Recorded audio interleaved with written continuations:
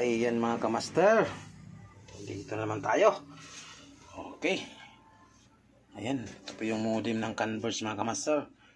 Ayan, shoutout dyan sa kapag bago ka pa lang sa aking YouTube channel mga kamaster, or bago ka pa lang nagbisita sa aking channel. Ayan, pagka itong modem ang inyong problema na hindi mo ma-access yung full admin nito, ayan mga kamaster, or yung password mga kamaster.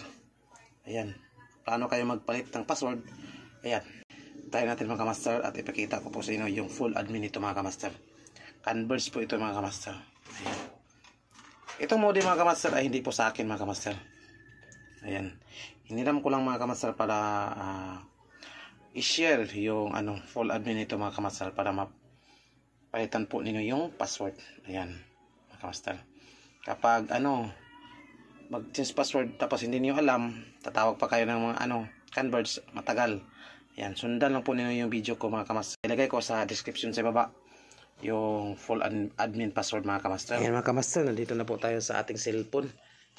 Ayan, ngayon i-type natin yung IP ng modem na ito mga kamaster. Ito po yung 192.168.1.1. ayan, ito po yung IP niya mga kamaster. Click enter po natin yan mga kamaster. Tapos ito po yung lumabas mga kamaster.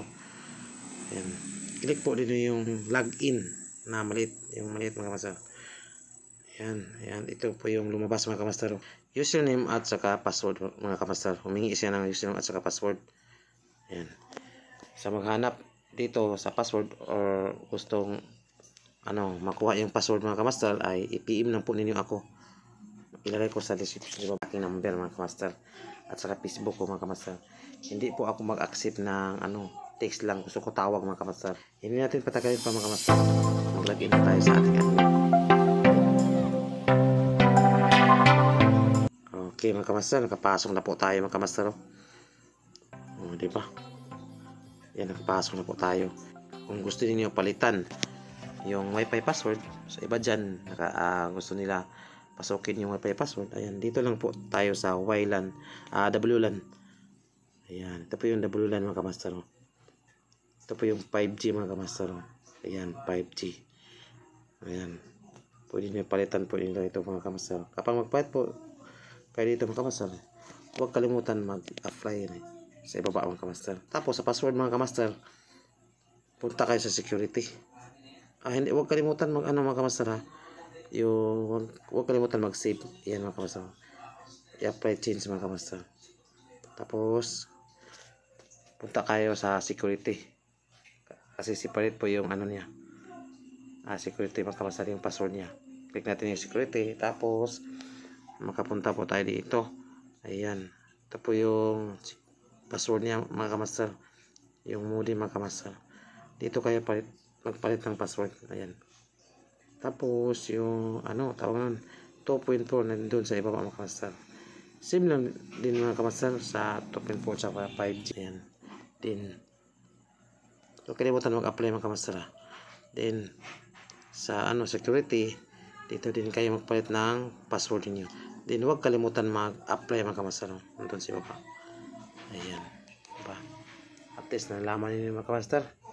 Ngayon mga kamaster ay punta tayo sa 1, kung gagamitin po ninyo yung modem na ito, kung paano.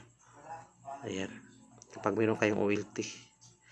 And next natin gawin mga kamaster ay ito, maglagay po kayo dito ng bilan ninyo mga kamaster sa inyong Mycotic, o kung ano bang system ninyo mga kamaster. Then next is dito, click natin. Tapos punta kayo, click po ninyo yung PPPoE. Yan mga kamaster. Tapos huwag kalimutan mga kamaster, yung NAT mga kamaster, check niyo. Ayan, pwede ninyo screenshot mga kamaster para makita ninyo kung paano mag-config. Alam naman ninyo mga kamaster. Tapos yung password ng PPPoE, ayan, dito ninyo ilagay mga kamaster sa baba. Then huwag kalimutan mag-save mga kamaster. Ang save mga kamaster na dito sa ibaba.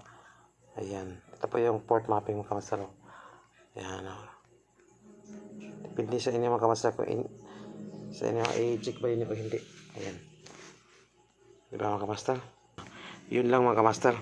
At sana po ay may natutunan kayo dito mga kamaster. Kahit ano lang. Simple lang mga kamaster. Sundan lang po ninyo ito mga kamaster.